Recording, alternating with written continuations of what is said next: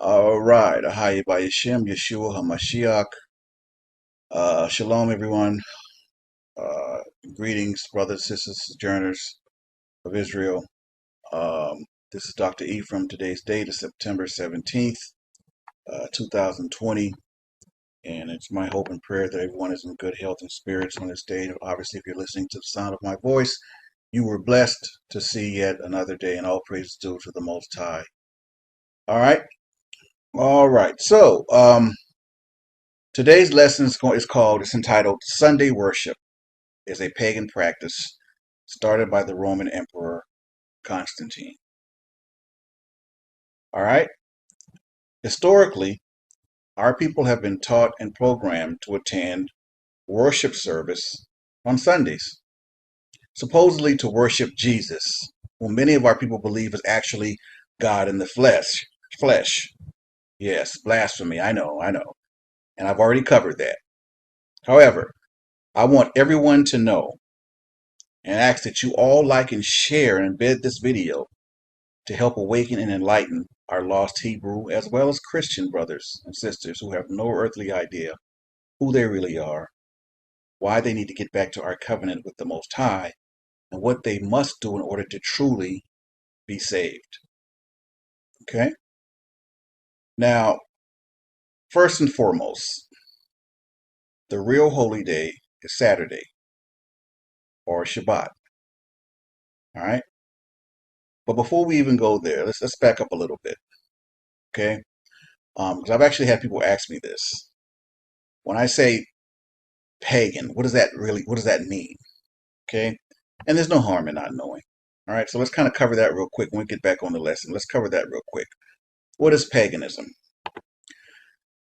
Paganism, is from the Latin paganus, is a term first used in the 4th century by early Christians for people in the Roman Empire, specifically who practice polytheism, which polytheism is the belief in more than one God. So before we go any further, you already know off top that's bad.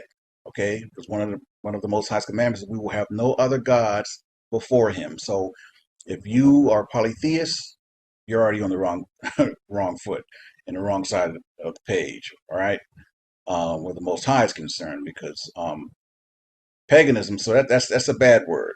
Okay, so this was either because they were increasingly rural and provincial relative to the Christian population, or because they were not milites Christi, or soldiers of Christ. Alternate terms in Christian texts for the same group were Hellene, Gentile, and heathen. Yeah. Ritual sacrifice was an integral part of ancient Greco-Roman religion and was regarded as an indication of whether a person was pagan or Christian. So paganism was originally a pejorative and derogatory term for polytheism, implying its inferiority. And it's not implied. Paganism is not a word you want associated with the Most High or Yeshua HaMashiach, Christ for that matter.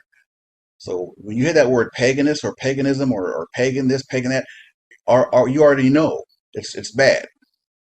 Okay? And the term presumed a belief in false gods. Most modern pagan religions existing today, modern or neo-paganism, express a worldview that is pantheistic, polytheistic, or animistic. But some are actually monotheistic, believe it or not. The origin of the application of the term pagan to polytheism is debated. In the 19th century, paganism was adopted as a self-descriptor by members of various artistic groups inspired by the ancient world. In the 20th century, it came to be applied as a self-descriptor by practitioners of modern paganism, neo-pagan movements, and polytheistic reconstructionists. Modern pagan traditions often incorporate beliefs or practices such as nature worship that are different from those in the largest world religions. Contemporary knowledge of old pagan religions comes from several sources, including anthropological field research records, the evidence of archaeological artifacts, and the historical accounts of ancient writers regarding cultures known as classical antiquity. All right. So there it is there. For those of you who might have been a little fuzzy on what paganism was, there you have it. So back to the lesson. All right. And again, no problems there because if you don't know, you don't know. All right. So now we was always taught to go to church on Sunday, right? That's what our parents did. That's what their parents did, and so on and so forth. All right. But when the Most High said in His commandments to remember the Sabbath and keep it holy, well, what does that mean? When is the Sabbath? It's definitely not Sunday. Saturday is actually, or the Shabbat is actually on Saturday. Okay, that's the day of rest. That's the real true holy day of the Most High God of Israel. Okay, and Christ didn't change that. No man could. All right, and the Most High said in 1 Peter 1:25, the word of the Lord endureth forever. So anything he said in Genesis, he means right now today. None of his laws were temporary, and Yeshua HaMashiach coming did not change anything. And he told us himself, he came to fulfill the laws, not to change or do away with any laws. So all that Christian dogma, miss me. Okay? But so with that being said, now this is where it gets a little. Saturday is the real holy day. But traditionally, right? What do we normally do on Saturday? Right? We go to the club. We party, get drunk, have sinful unmarital sex, fill our spirits with blasphemous music, and the list goes on, right? But then our people have the audacity to question why are all these horrible things continuing to happen to our people. They've been killing and murdering Negroes for years, man. But now they seem to have turned their attention to our women and children as well, and it appears to be open season on us right now. For them to understand and wrap their mind around our people living out the curses in the book of Deuteronomy, they must first understand and accept who they really are. Okay? And why these things are happening. All of what's going on has been prophesied by the Most High in first person, I might add. Why did I inject that? Well, it's important to note because as long as you continue to worship a man, Jesus, Yeshua HaMashiach, as God, consume all the unclean foods that were forbidden to you, and basically not adhere to any of the laws, statutes, and commandments given to his chosen elect, you, my dear brothers and sisters, will remain in this state until the return of Yeshua HaMashiach, Jesus the Messiah, and the Son of the Most High God. He is not, nor will ever be equal to Ahaya. Every day and every Easter, right? We've been taught to get dressed up. We throw on a nice little suit, church clothes, whatever. Going to church for worship. But worship who? And what though? So that being said, let's look at Sunday. What does that day truly mean? Who came up with that? Why do we go to church on Sunday? Let's get into it a little deeper. Sunday was the day actually set aside in the Mithra, Roman cult, as its official day to assemble together to worship its sun deity. Yes, you heard me correctly. Sunday was a day set aside to worship the sun deity, all right, by the Romans. The Roman Emperor Constantine legislated Sunday as the day of rest dedicated to the Greek and Roman sun god Helios. And that's Helios. Constantine worshiped Christos Helios, which means Christ the true Sun. S-U-N, not S-O-N, but S-U-N. Follow me, people. Listen to me, man, please. The Roman Catholic Church venerates Sunday as its Sabbath and handed it down to Christianity. Sol Invictus, which means unconquered sun, S-U-N, was the official sun god of the later Roman Empire and a patron of soldiers. In 274 AD, The Roman Emperor Aurelian made it an official cult alongside the traditional Roman cults. The god was favored by emperors after Aurelian and appeared on their coins until Constantine the First. So, that being said, the Roman Emperor Constantine decreed, or he made law, on March 7th, 321, the day of Sunday, as the Roman day of rest. Let me say that again. Constantine, on March 7th, 321, made Sunday the Roman day of rest. Now let's stop there real quick. The Most High told us to remember the Sabbath, to keep it holy. Why? Because on the seventh day, he rested from creating the world, and et cetera, et cetera. So you mean to tell me, to my Christian brothers and sisters, you're following a Roman because he made Sunday the Roman day of rest? So that's why you don't see anything wrong with that. You don't see anything wrong with it. Let that marinate for a second.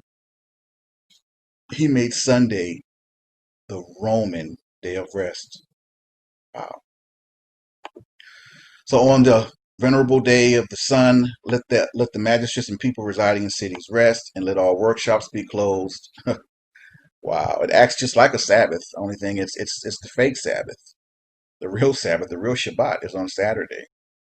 And and the thing is, it's no fault. I mean, we've been taught this ad nauseum from our people, generations on back, right?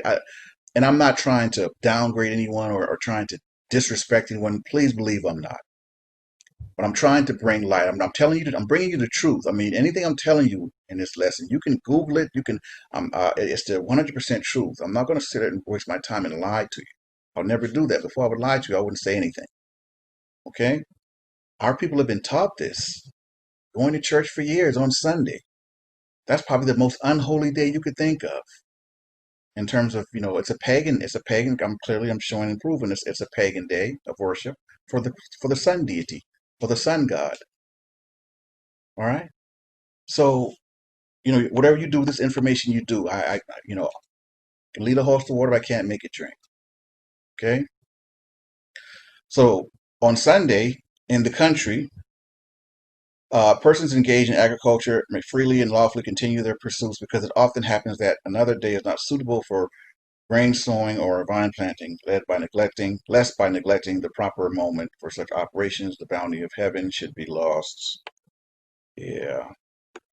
As it was written by the Roman Constantine, Sunday was a so-called day of rest for Romans, not Hebrews or even Christians for that matter. Traditionally, like I said, we've adopted the unholy day of worship, because in their minds it created the heavens and the earth, but it's not his day though. They really think they're worshiping the Most High God on Sundays, when in actuality, you might think that, but that day is significant, because that's not his day. That's not what we were ordered to do. So it gives you something to really think about. You're getting up going to church on Sundays to worship God, but what God? And is the Most High God, is he really even listening to you? Let's look at it. You call yourself a Christian, and a lot of the New Awakened Hebrews aren't. I'm not letting them off the hook, because a lot of them still have Christian way. They can't break away from the Christian dogma. So a lot of them are in the same boat as many of our Christian brothers and sisters, to be honest with you. All right, just because they incorporate more Torah, and into they basically still Christians. They haven't torn away from the Christian mindset. So I'm not letting them off the hook. You know, um, but I want you all to really think about that. You're getting up and going to church on Sunday, and I've just showed and proved to you that that day is not the Sabbath. I just showed you where the day came from, who started it, right, and why. So that's the fake Sabbath, because everything that he said that they put in the when he made Sunday the day of rest for Romans, it mirrored the Sabbath, the day of rest for the children of Israel. Don't you all get it? The whole New Testament movement. It's a ripoff, man, of the lost children of Israel. Like, can't you all see? Like, my God, man, I just, wow. It's the Sunday is the fake Sabbath, and I'm not saying that in a disrespectful way. I mean, I can't really say it any other way. I gotta tell the truth. I gotta tell you what it is. I mean, if you're offended, my apologies. That's not my intent to offend anyone. God in heaven knows that's not my intent. But I mean, I have to put it in a way where I'm going to make you think. You just have to really think about what you're doing. All right. But we have to denounce this practice and get back to the real holy day of Saturday, which is the real Shabbat, the real day of rest. No one can change that. No one. Christ himself told us he didn't come to change any laws. He came to fulfill the laws. He even recognized the Sabbath. Christ didn't say anything about Sunday. That has nothing to do with him. Has nothing to do with the Most High God of Israel. Come on, my people. Think, think, man. Think. Oh my God. Anyways, that's pretty much the end of the lesson. Okay, but we got to get back to the real holy day of Shabbat or Saturday, and making our way back to the Most High via the laws, statutes, and commandments He gave to the children of Israel, not what some Roman made up, as he went along, as some fake Sabbath on Sunday, because that day was set aside to worship a sun god, not Jesus, not even the Most High Himself. So that's something for you all to really think about. This is Dr. Ephraim. I'm saying Ahaya by Yeshem, Yeshua HaMashiach. Shalom to the